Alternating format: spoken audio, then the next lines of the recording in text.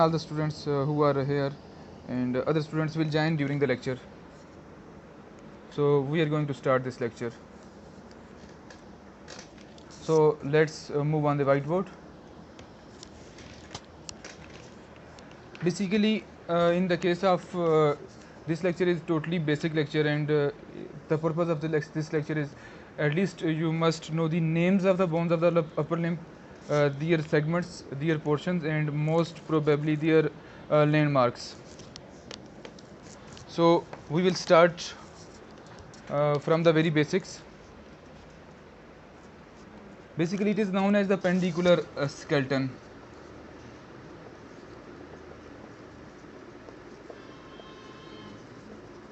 Why we call this as a pendicular skeleton? Because it's acts like the appendages. Lower limb is also a part of a pendicular skeleton. It connects with the central body. In this case, first of all, we will study about the clavicle, which is also known as collarbone. Then after that, we will discuss about scapula, which is the shoulder blade. Then we will study about the humerus, which is the longest and the strongest bone of the upper limb. Then two bones are there, which are the radius and ulna. Then we will discuss about the carpal bones. Then we will discuss about metacarpal bones. Finally, at the end, we will discuss about phalanges. So this is the portion which we are going to discuss in detail.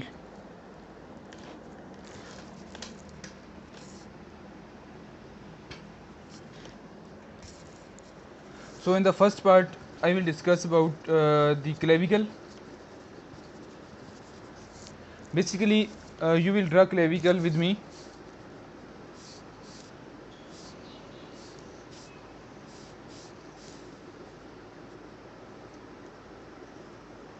Basically, it's the S-shaped bone which connects on one end with the sternum, on the other end which the acromiocoracoid process of the scapula.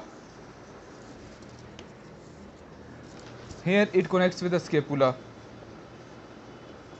On this end, it ends with connects with the sternum. So this end is the sternal end, this end is the scapular end. We will divide clavicle into two parts, 2/3 and 1/3. This is the portion where most of the time it breaks, the fracture occurs. Most of the time we apply the pulley sling here. So this is the clavicle.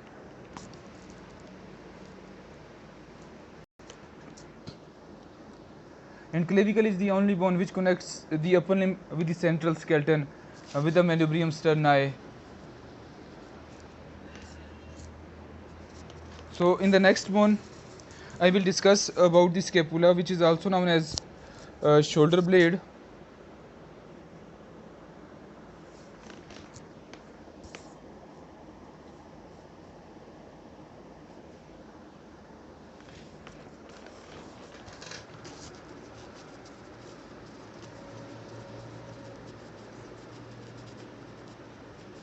This is totally basic lecture, and in this you must also have orientation of the bones, their landmarks and their names.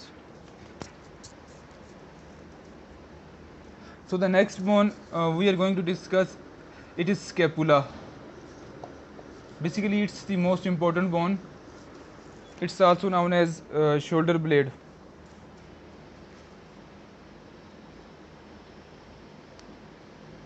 So just I am going to draw its shape, and you people will draw with me.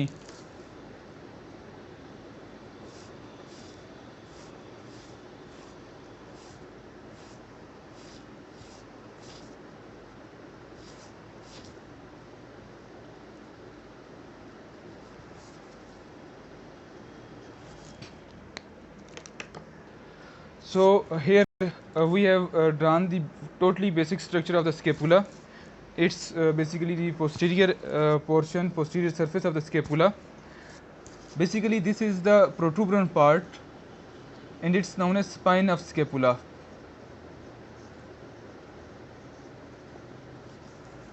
Below and above this there are depressions. There are basically two depressions. One depression is above the spine of the scapula. One is below the spine of the scapula. It is known as supraspinatus fossa.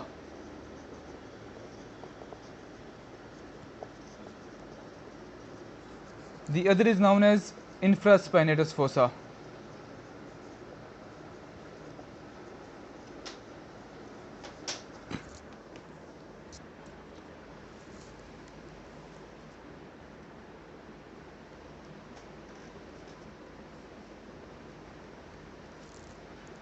So draw this up till this.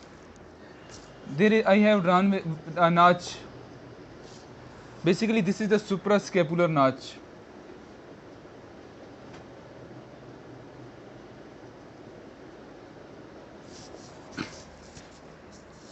I have done also two processes.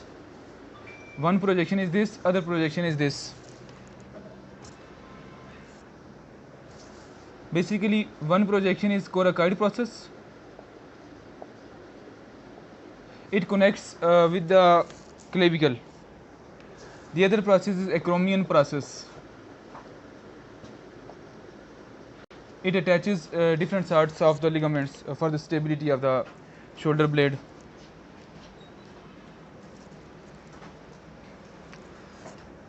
So basically this is the anterior surface of the front surface.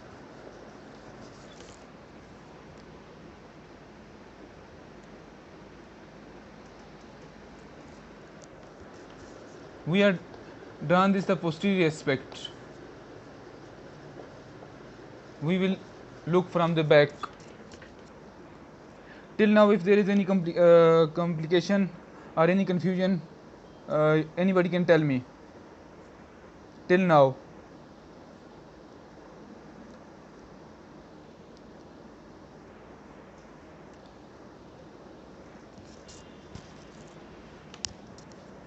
Basically, you are seeing this depression. This is the oval depression. This is basically making the shoulder joint. This is the glenoid cavity. Below this, there is a protuberant part, which is known as infraglenoid tubercle. Above this, there is also the protuberant part, which is the supraglenoid tubercle. It is all making the shoulder joint.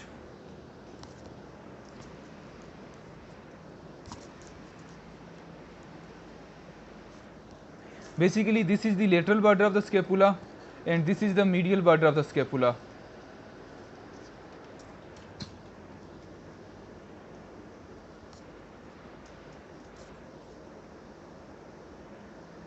And one surface is superior surface and other surface is the inferior surface. So till now, if there is any confusion, you can tell me.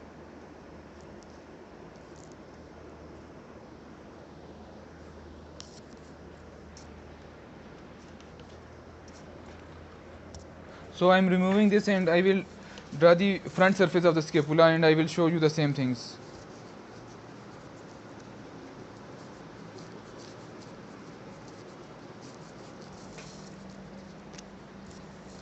Now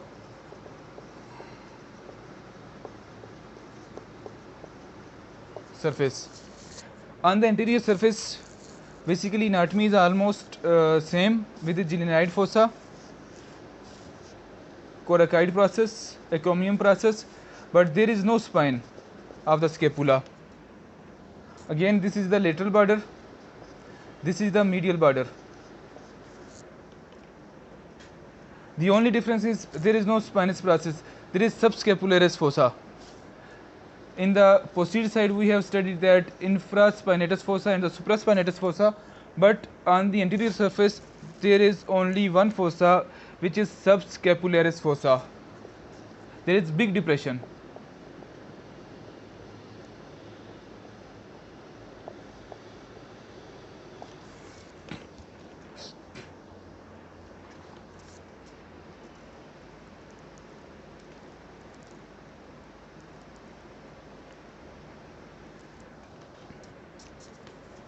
Now, till now, if all these things are clear, then we can move ahead.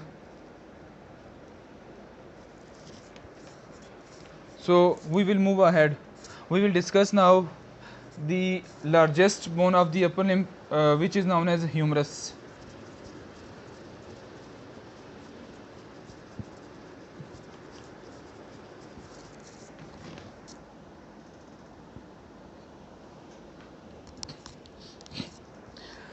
Till now, we have discussed about the clavicle, and clavicle has two parts: medial 2/3 and the lateral 1/3. Here it makes the angle where it can be easily broken down.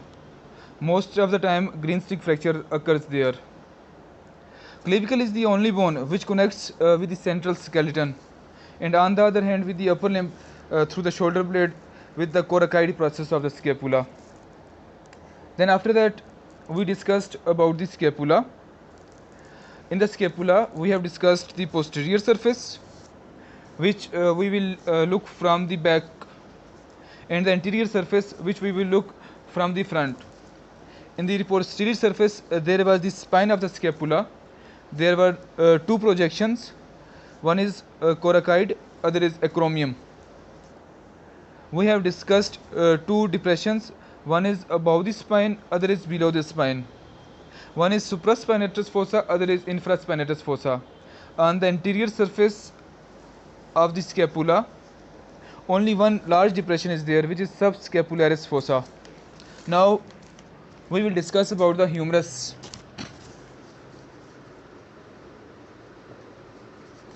Basically, this is the largest and the heaviest bone of the upper limb.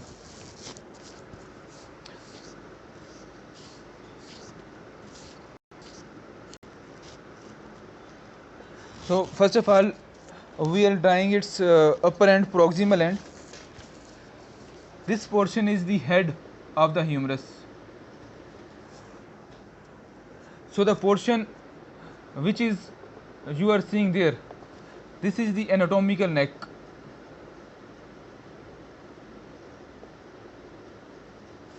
And here also one line crosses.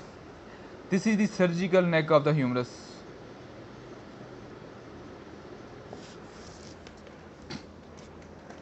These two depressions, protuberant things you are seeing, one is the greater trochanter,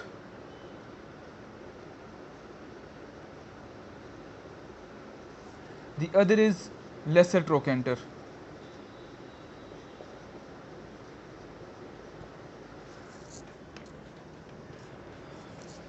And here is also demarcation just below the greater and the lesser trochanter. This is known as the surgical neck of the humerus. And the other portion, thickened and the long portion, it is the shaft of the humerus. Definitely every bone has three ends. One is the proximal end, one is the middle end, and the other is the distal end. Meanwhile, we have discussed the proximal end, in which we discussed about this globular thing which is known as head. Then there is constricted portion, which is neck of the humerus, and it's the anatomical neck basically. And two protuberant things are there. One is the greater trochanter, other is the lesser trochanter. Then after that, there is also one neck narrowing is there, and it's known as the surgical neck. And the long end, which is the shaft of the humerus. There is also protuberant thing here, which is known as the deltoid tuberosity.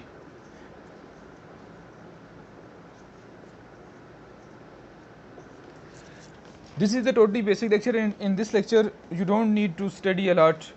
You don't need the details of the every structure we are discussing. You just know the names and the depressions and the sulci there. One sulcus is there, one depression is there between the greater and the lesser trochanter. This is the intertrochanteric fossa. It is the intertubercular sulcus.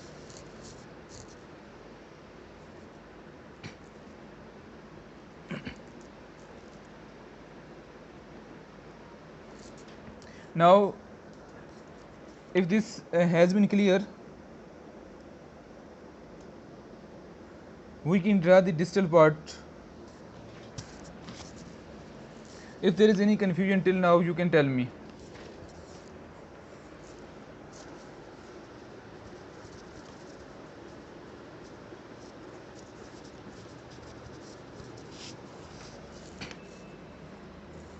In the distal end, proximal end we have discussed already.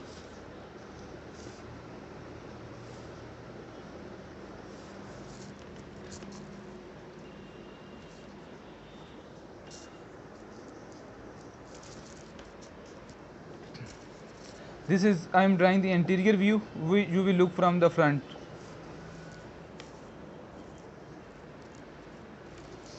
And the other end, you will look from the back.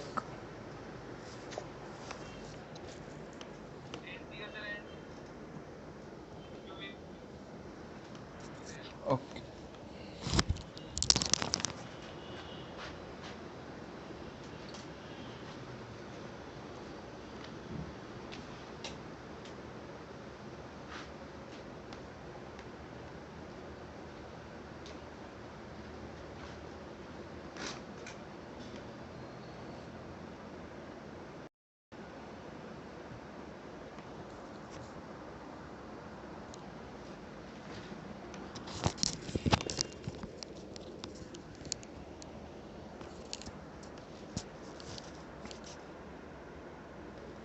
So in the distal end, we will view the anterior aspect and the posterior aspect of the distal end. There are basically two condyles. One is the lateral condyle, the other is the medial condyle.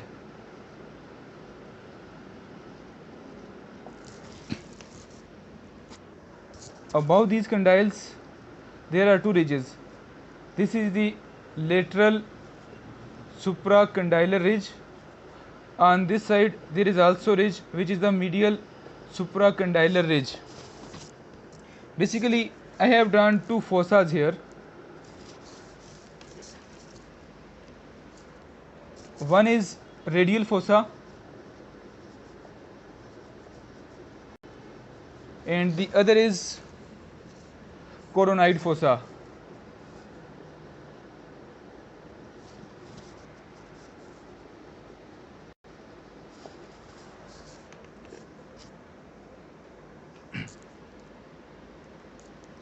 So in the posterior aspect, there is only big process and big fossa, which is known as olecranon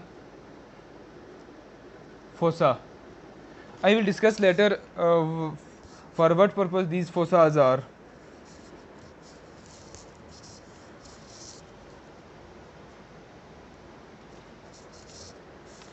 Till now, if this is clear, I can move ahead.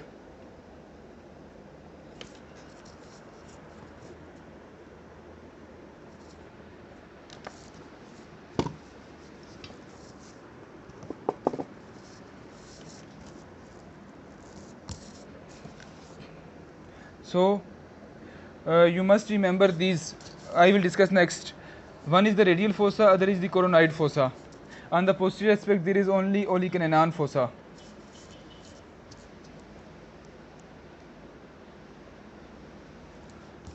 Next, we will come into the bones of the forearm. If it is clear, we can move ahead.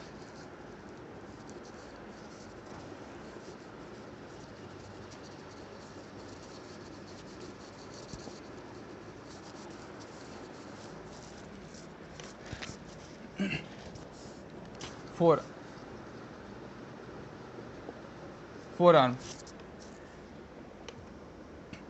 In the forearm, basically there are two bones. One is the radius, other is ulna. Basically, there is a large bone, ulna, it makes joint with the humerus. Radius don't makes any joint.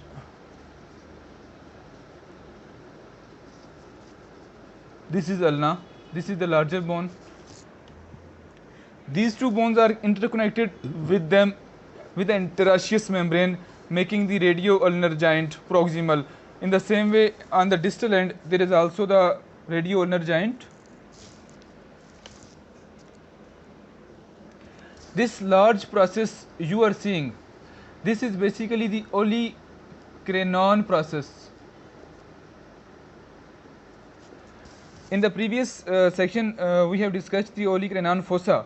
Basically, this olecranon process goes into the olecranon fossa and it makes the joint.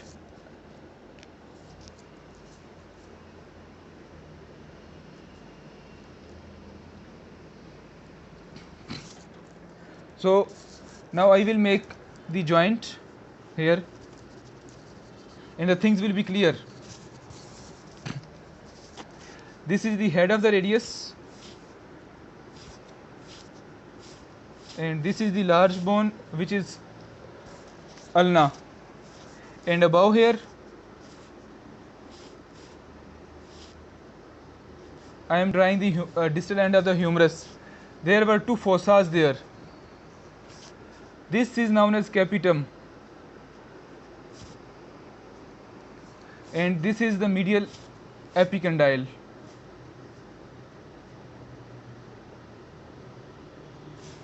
Now I will tell you how to remember this. This is head of the radius.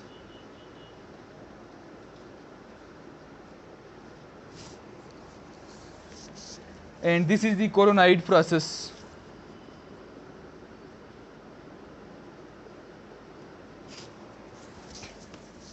And this end is known as trochlea.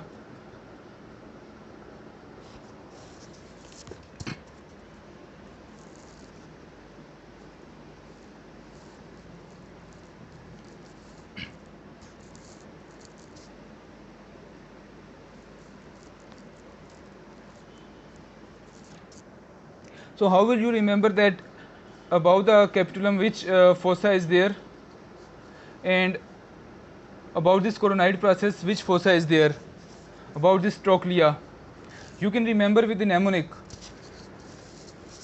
which I have personally made. Most of the time, take care, you write take care CR. It means about this is trochlea, this is the capitulum, this is the coronoid process,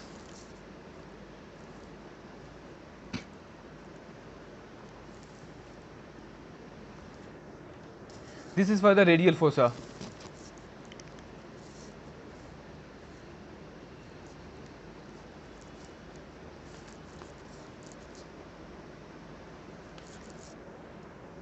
So above the trochlea there is coronoid fossa. Above the capitulum there is radial fossa. Take care CR. This is the just mnemonic, you can remember this. This is capitulum, this is the radial fossa. Now I will move ahead.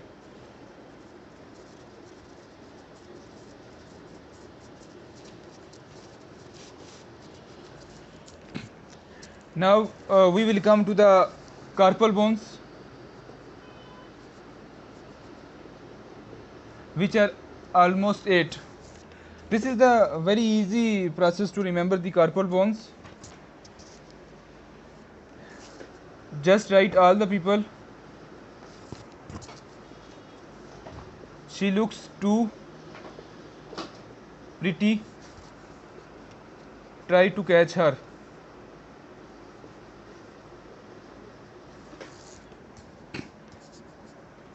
So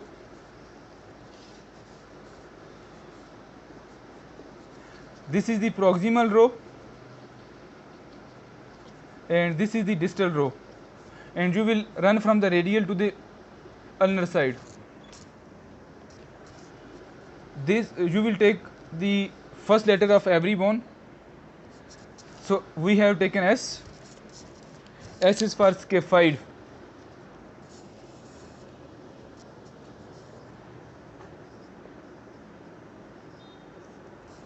So from here I will take L. L is for lunate.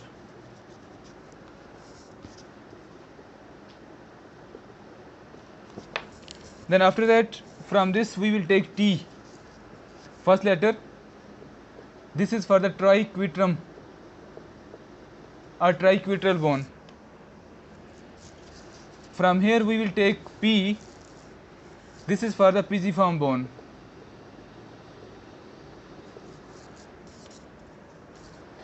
There are two T's. One T is for trapezium, other is for the trapezoid. Finally, first letter C, capitate and hamate. So you can remember these 8 in the arrangement with the help of one mnemonic. She looks too pretty, try to catch her. Scaphoid, lunate, triquetral, pisiform, trapezium, trapezoid, capitate and hamate. So if it's clear, we can move ahead.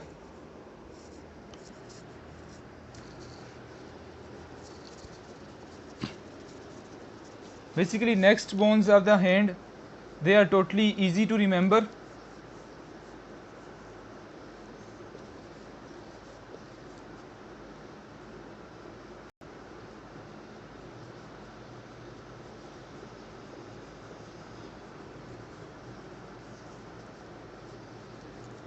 These were the carpal bones which we have discussed already, 8 carpal bones. Then we have the metacarpal bones, and we will start counting one from the thumb end. This is the first, this is the second, third, fourth and fifth. These are the metacarpal bones.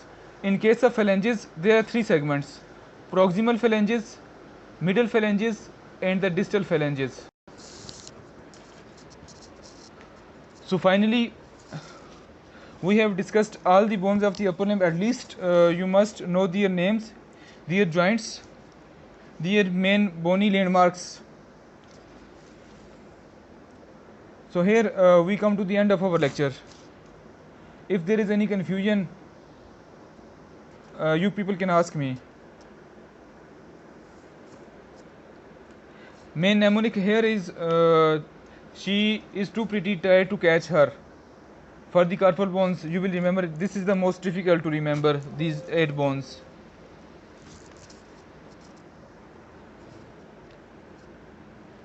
So finally, we are ending our lecture.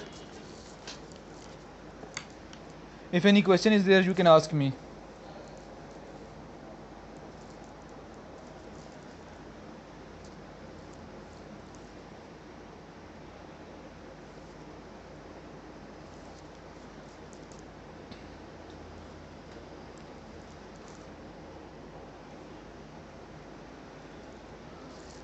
So with this, we are going to end our today's class. जी doctor Kashif बोलें आप. Actually, sir, where is the attachment of radial and ulnar bone humerus in which fossa like that? Okay. Basically, radius don't make as such joint with the humerus. Basically, it's the main bone which is ulna, which makes the elbow joint basically. And radius, it makes the proximal radio-ulnar joint with the help of the interosseous membrane. And ulna, it makes with the olecranon process into the olecranon fossa. Okay, sir. Yes. In the same way, radius and ulna also make the distal joints with each other, which is known as the distal radio-ulnar joint. Okay, sir. Thank you, sir. Okay, most welcome. With this, we are going to end our lecture. Thank you so much. Okay, sir. Thank you. Oh, okay. Allah Hafiz. Allah Hafiz.